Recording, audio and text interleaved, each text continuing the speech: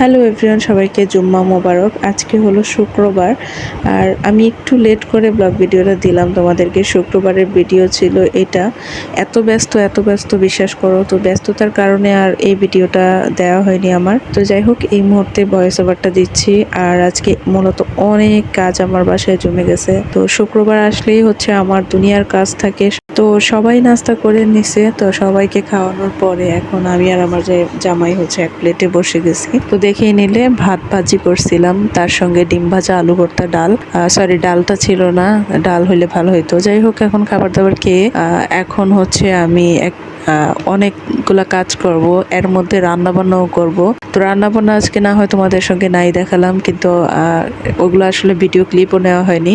এবার যেগুলা করব আজকে হচ্ছে মূলত আমার পুরান বাসা ছেড়ে আসছি, তোমরা অনেকেই হয়তো বা জানো। 1 বছর হয়ে গেছে। তো এই বাসায় আসার আগে আমি ওইখানে আমাদের পুরান বাসায় অনেক জিনিস স্টোর করে রেখে আসছি। তো ওইখান থেকে অনেক দিন ধরে ভাবছি একটা খাবারের সেলফ এনে রাখবো, কারণ আমার বাসা যে বাসাটায় আছি এই বাসার কিচেনটা অনেক বেশি ছোট।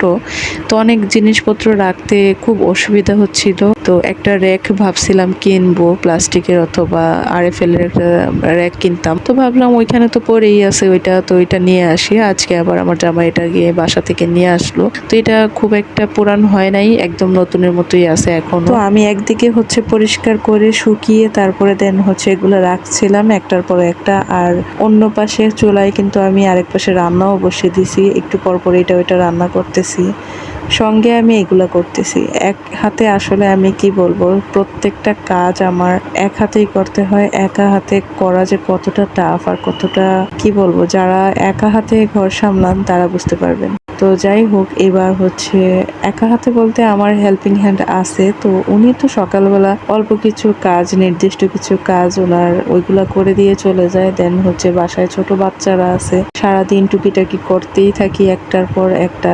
তো এই সব কিছু মিলিয়ে আসলে আমি অনেক টায়ার্ড হয়ে যাই এসব করতে করতে। তো আল্লাহ একটা কথা আছে যে আল্লাহ নাকি প্রত্যেকটা মানুষকেই তার কর্মক্ষমতার বাহিরে কিছুই দেয় না, যে যতটুকু পারে ততটুকুই নাকি দেয়। তো আমার বিষয়টা হচ্ছে এটা, আমি আসলে অনেক বেশি পরিশ্রম করতে পারি আলহামদুলিল্লাহ। পরিশ্রম বলতে আমি ধৈর্য, আল্লাহর মতো আমার ধৈর্য প্রচুর আছে। তো ধৈর্য যদি না থাকতো তাহলে হয়তো বা আমি এত কিছু করতে পারতাম না। তো যতটুক পর্যন্ত আমার শরীর সাধ্যে কুলায় ততটুক পর্যন্ত আমি সারাদিনই করতে পারি, মানে করেই যাই। তো আমি একে একে সবগুলাই গুছাই। আর হচ্ছে আমার ছেলে অন্য পাশে সব নিয়ে নিয়ে খেলা করে। আর দেখেন, সারাদিন গোছানোর পরে রাতে ঘুমাতে যাব, এসে দেখি আমার বাচ্চা এগুলা নিয়ে উঠে বসে আছে, কোন ফাঁকে যেন গিয়ে দরজা খুলে সব নিয়ে আসছে। তো আজকের ভিডিওটা এখানে শেষ করছি। কেমন হলো অবশ্যই জানাবেন। আল্লাহ হাফিজ।